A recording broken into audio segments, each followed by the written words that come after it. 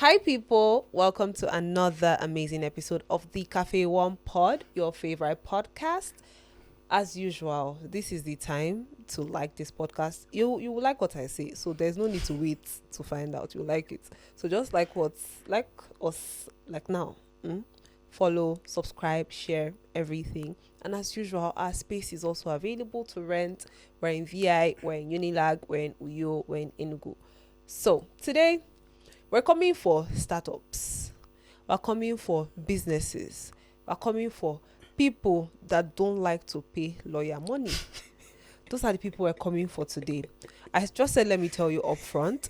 But as usual, we have a guest in the studio. I'm going to pan to him to introduce himself shortly. But let me throw this question out in the open first. When you're starting up a business, okay, first, you need the idea, right? Secondly, you need money to fund your dreams. Third, maybe you need a physical space, or you need an address of some sort. Fourth, you need customers. Fifth, you need, I don't know, something else. But in all this sequence of things, where do you actually place the priority of having a lawyer, or of finding out that your business is compliant with the laws that are existing in whatever place that you're resident in? So that's why we're here, because we know, well, let me not say we know, we assume that a lot of people do not take legal as seriously as they should take it. This is what our guest is here for. We need to ask him these questions and know if our suspicions are correct or not. So guys, welcome to the podcast, Osita James. Boop, boop, boop, boop, boop.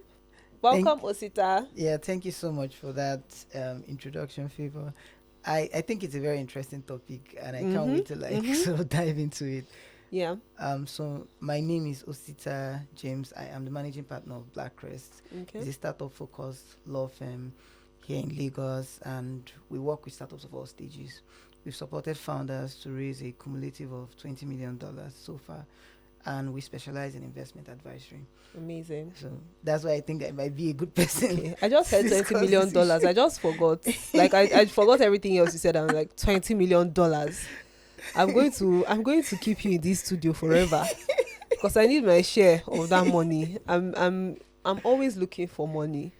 I'm always searching for funds, and I'm so glad that we have a fundraiser in the building.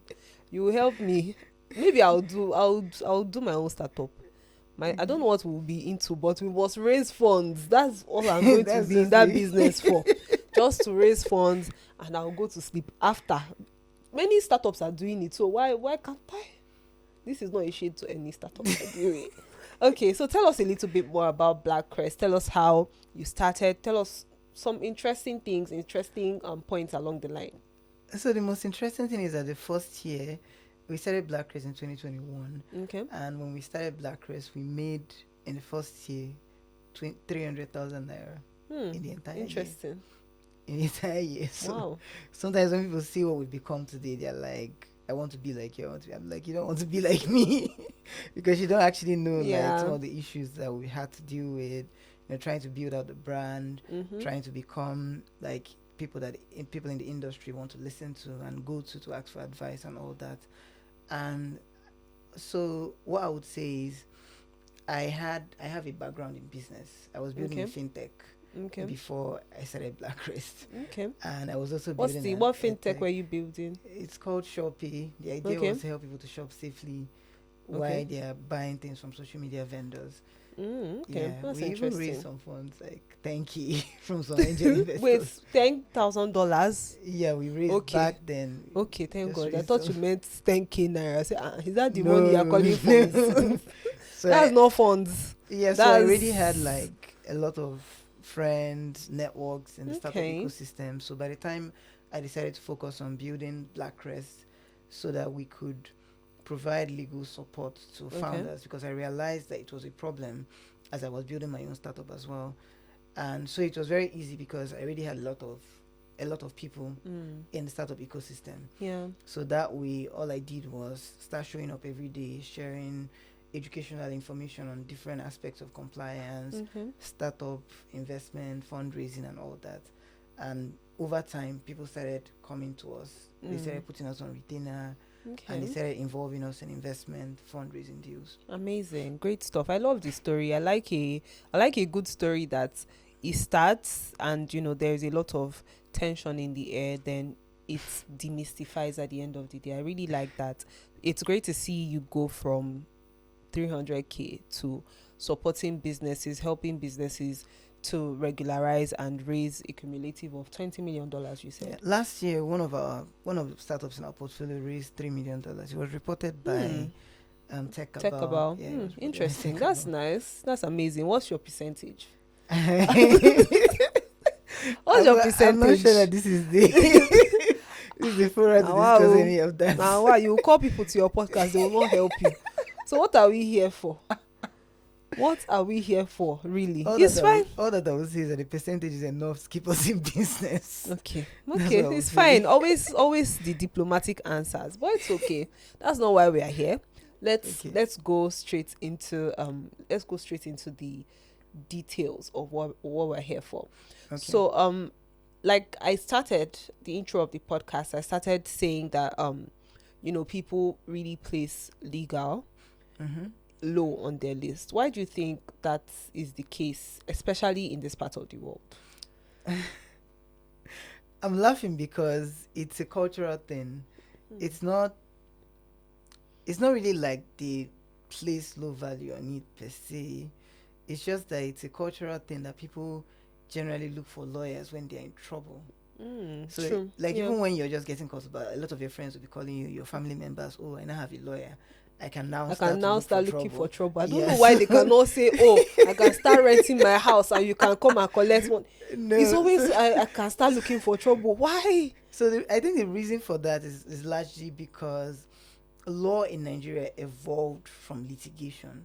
Okay. Like the early Kotomas and all that, there were people that were sort of bringing people to justice. They would bring you to the district judge that would now say if you're the one that stole the goods or not. So those guys were the ones that will argue on behalf of the other person to say that even if the person took this, that the court should know there is a first offender and so on. So the history of law in Nigeria has always been adversarial. It has always been adversarial. So that's what influenced that culture, such that even in the modern age where law has evolved to affect a whole lot more things than just like going to court and litigation, people still like feel like, oh, you're a lawyer, so I can now start looking for trouble so that you can come and defend me, because that's like still that's the idea. That's still the idea that they have about lawyers. So that's sometimes it's very confusing to explain what I do. Yeah. You tell someone that I'm a startup lawyer and they're like, oh, do you mean that you're a lawyer that is starting up? Yeah, that's crazy. That happens a lot. That actually happens a lot. It happens a lot. Like it's so bad that when I went for some tech event, I don't want to mention the tech events, but I went for some tech events. I introduced myself as a startup lawyer. Yeah. I'm the managing partner of Black Race. They're like, so what's a startup lawyer? Is it like a lawyer that is starting up? So maybe the person was trying to be funny. They're not trying to be funny. I choose to not believe that a person in a tech event cannot piece startup and lawyer together and make sense of it. I'm telling you that I've met people. I don't know that person, but I'm defending the person now because I want to hope and pray that's not the reality. That's not the I want to pray, because what do you mean by are you just starting up? If I'm an upcoming lawyer, I'll say so. I'll say I'm an upcoming lawyer, or I'm a new wig, or something like that. Other ways now. So why would somebody say a startup lawyer is? You also forget that some people that come for the startup events are not living in Lagos. They come from other states. Are you trying to say that people in Lagos don't have sense? No, I'm trying to... people that outside Lagos don't have sense. That's not what I'm trying to say. I'm trying to say that the exposure is different. You can't compare the Lagos tech ecosystem and Ekiti State tech ecosystem. Why did you pick Ekiti State? It's just a random state, or Jigawa's tech ecosystem. So it's just a random mention. I have a very interesting theory. Like, it's... Let's leave that. What's the theory? No, I have a very interesting theory, but maybe I'll still bring it up like during I think it's a bit too early for that. So let's move more into the topic, right? So as as you've built yourself now, you are building yourself to be a lawyer for startups, right? And you definitely interact a lot with startups. You interact with their process, their procedure, all of that, Yeah, that's right? correct. So can you share with us, can you shed more light on that aspect? Like as a startup, what should you be looking at? What should you be focused on when you are starting up your startup? Okay, that's actually a very interesting question because it's like a lot of Yeah. branches all tied together in one. I would say that the first thing to even know is, are you able to have the startup label? Because there's now the Startup Act. It was passed since 2022, Okay. but it's sort of, people started talking about it a lot last year, Okay. right? To become a startup that has the label that allows you to enjoy all the incentives in Nigeria Mm-hmm. that are specific for startups, you must meet three excuse me, three major criteria. Okay. The first one is that you have to be less than 10 years old. So Okay. if you've been a business operating for over 10 years old, You you are don't not a qualify. startup. What if like I was operating for 10 years and maybe like But you're I've not registered. no, not even not registered. Maybe I've changed course. Like if maybe for 10 years I was a fintech, and now I want to be an HR tech company, for instance, right? Does that, like, would that cover, or is the law not No, that the developed law here? will not allow you to. As not if you want to do HR tech, it's better to register a Okay, new a new company. If company. the company has been in existence for over 10 years, you I don't see. You qualify. don't qualify. Yeah, Okay, you don't qualify. The fair second enough. criteria is that up to 33% of the startup has to be owned by a Nigerian. So this is Ah, very important because there are some people that it's a trend. Investors don't like investing in Nigerian corporate structures, so they prefer investing in Delaware corporate structures, which is why a lot of founders are going to incorporate huh. their I'm their actually companies learning so much. Oh. yeah, Wow. companies in the US. We also support people to do that, right? Mm. But if you do that, what then happens next in the due diligence process when the investors want to invest a significant sum, say $500,000 or $1 million? What happens is that they make it as a condition subsequent, as a condition for the money they will give you, Mm. that after they give you the money, that you do what's called a Delaware flip. So what a Delaware flip is a process whereby you make the Delaware company the parent company Okay. of the Nigerian operating company. And it Okay. can be as significant as 99%. So the Delaware company can own up to 99% of the shares of the Nigerian company. That's Okay. how it's done. Now the problem with that is that if you do something like that, it means that you no longer have up to 33% of the company owned by a Nigerian, because a Delaware company Yeah. cannot be a Nigerian entity Mm-hmm. under Nigerian law. Mm-hmm. Like a Nigerian company can own shares in another company, but it's still Nigerian, Yeah. of Nigerian origin. Yeah. But if a Delaware company owns 99% of a Nigerian company, it means that the majority shareholder Shareholder, yeah, is it's still foreign, foreign. which is Okay. why they will do the foreign participation, and CAC will force you to increase your share capital to 100 million naira from the initial 1 million naira that most people do, right? Okay. So what that means is that once you do the Delaware incorporation and you do a Delaware flip, you no longer qualify for startup label. Okay. Yes, I will still come Okay. to the benefits that come from having a startup label. I'm just trying to explain the criteria, Okay. right? So the first one I mentioned is that you have to be less than 10 years old. Mm-hmm. The second one now is that up to 33% the Nigerian must own up to 33% of it. So of the it. third one is Mm-hmm. that you must be building a business that has its objective, like the objective in your MEMAT, as trying to create either a Memat is product, memorandum and articles of association. Sorry, I yeah. keep forgetting I'm not speaking to lawyers only. So it's like something that you also have to fill when you're registering your company. That's what the memorandum and article of association is about. So the objective is like what you want the company to be about. So the objectives must be the creation of something innovative, either is a product, a service, or a process. But the key word is innovative. Mm. So I'm it must thinking be like it must be innovative but not tech. no, it must be tech, an innovative technology Really that is interesting. either like done through a product Mm.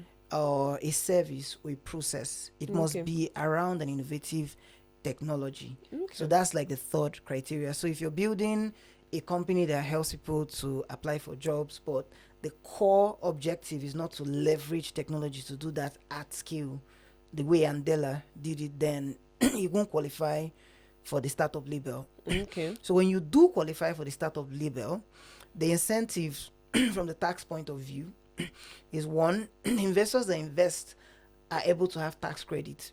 Okay. They have tax credits of up to 20%. So if they've invested, the amount that they've invested can be used to offset the income tax that they're meant to pay to the government. So that's how tax credit works. So the second benefit is that when you spend money on research and development, you're allowed to deduct it from your total tax liability. Yes, if you start up, let's say you start up and you made $1 million in your revenue for the year, and you spend $700,000 on R&D, the law allows it. Okay, so your taxable income will just be 300. Exactly, the law allows it because it's research and development, because it's in the interest of the country that we continue to do research and development around how to leverage technology to solve problems at scale. Interesting. So it's a major benefit. It actually is a major benefit. Then the third one is company income tax. So we now have Pioneer Status Incentive, PSI. So all startups that have the startup label for 3 years are not liable to pay any company income tax. Okay. Yeah, and they can also renew it for an additional 2 years. Okay. Then the last one is capital gains. That is 10% under the law. You can go and check, for those are lawyers. So if you sell your startup, let's say you get acquired, or you sell your stake, when you sell, is like a major asset sale. That's what capital gain applies to. So like what happened when Paystack sold to Stripe. Now they sold to Stripe for $200 million. The government is meant to have $20 million. That's 10%. That's 10%, capital gains. Okay. Yes, but if the Startup Act had been passed at the time they sold, and they qualified for startup label, they would not pay that 10%. Yes. Interesting. Yes. So that's actually why it's important for a startup. That's something. I've not I've been out of the legal game for a very long time. So even Startup Act, I don't even know that there was anything like that. But oh well, that's why you are here. That's why we're having the conversation. That's right? So that I can find out and other people can find out with me as well. So these are criteria that allow you that will allow you to be considered a startup in the first place. Yes. But another part of the question is also talking about where people place legal and compliance when they are starting. When they're starting the company, in your experience. In my experience. So the first thing I would say is that compliance is very broad. It's very, very broad. But it can be summarized into business administration, when you're interfacing with the CAC, the Corporate Affairs Commission. So you first determine the structure of your company, the structure that you want to use. Either is a public or a private or limited by guarantee if you're trying to do something non-profit. Right? But assuming that it's a public, it's a private, because most people do private, right? It's only when you raise a lot of money that you want to do your initial public offering. Then you now consider who are going to be the shareholders that you want to own shares with you. And then you also consider how much share capital that you want to have. But once you have foreign participation, automatically your share capital minimum is 100 million. CAC will not allow you to register it. It doesn't matter if the person is just from Ghana. Ghana is still foreign. It's a different country. So if you have anybody that is foreign that you're trying to register with as a shareholder, they will consider it foreign participation, and your minimum will increase to 100 million. So it's only when it is just people that are from Nigeria or a Nigerian company that is also a shareholder, that's when you can put your minimum share capital at 1 million. Right? So then, of course, there's normal filings when you want to change director, when you want to change your name, when you want to change your address. All those ones are all aspects of business administration, compliance bit. Then there is taxes, which is separate thing entirely.